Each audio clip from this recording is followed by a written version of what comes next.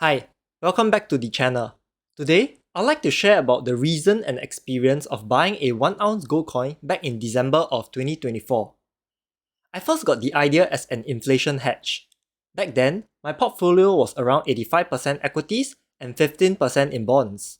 In my mind, since bonds was yielding around 3 to 4% and tracking inflation, why not consider gold?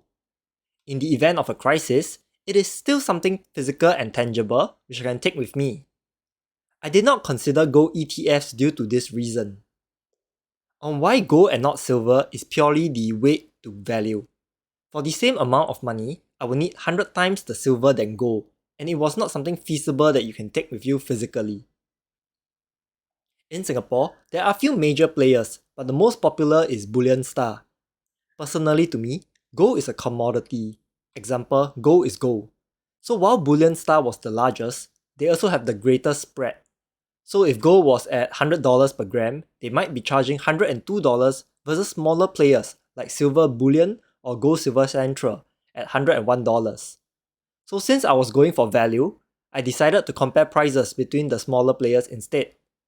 All their prices are refreshed daily on the website anyway, and it is easy to compare. The next question would be why gold and not a bar? Well, logically, a bar has lower spread and would definitely be more economically feasible. However, as it was my first purchase, I was a bit afraid and wanted more security features.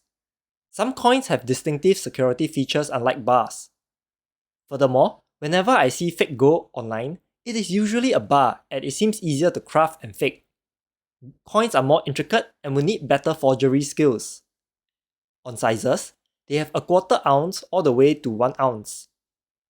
The smaller the size, the larger the spread, and hence I went for the 1 ounce coin instead.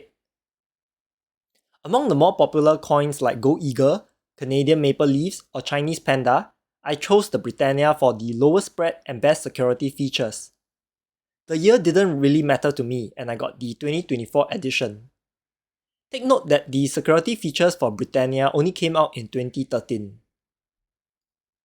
So the 4 key security features are: firstly, on the bottom left square picture, there is a smaller circle embedded within. This would flip between a padlock and a trident when you look at a coin from different angles. On the top left square, you can see the words inscribed within the circumference of the coin Vicus et Tutamant, which translate to an ornament and a safeguard. On the right corner, there is these dotted edges, also known as micro details, to create the illusion of waves rolling behind the figure of Britannia. And on the bottom right, the Royal Mint has reintroduced the traditional art of tincture lines on the shield. The size of the coin is something like twice of a 50-cent coin, so to have all these details inscribed within is really challenging to fake. I also bought an eyeglass from Shopee to take a look at them in detail, which is pretty fun to look at. So for my experience in the shop, upon reaching, the staff doesn't really bother you and you can take a look around. I had previously compared and knew the cost already. So it was about 3.6k back then, and you can't just buy immediately. So you first have to fill out some declaration and KYC forms online, which takes another 15 minutes. And for payment, no such thing as credit card to earn cashback too. So I had to use PayNow instead. Once purchased, they would test the coin on the spot for you with an XRF analyzer or Sigma machine. Supposedly, they claimed the XRF analyzer was more accurate as it costs like 30k. I'm not too sure about that, but at the end of the day, it was just to test the metal content of the coin.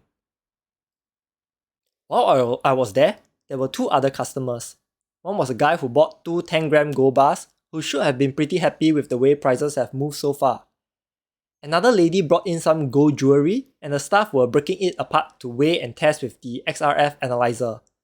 So unfortunately for her, some of it was not pure gold and had to be discounted.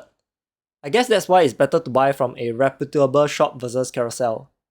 It would have been a very costly decision if you purchase a fake. So overall for me, it was a good decision as prices has rallied about 30% since then.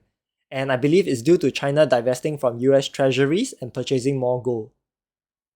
Apparently, MAS has been pretty savvy with gold and was the 3rd largest buyer for the first 9 months of 2023 after China and Poland. I'll now share a small video of what it looks like.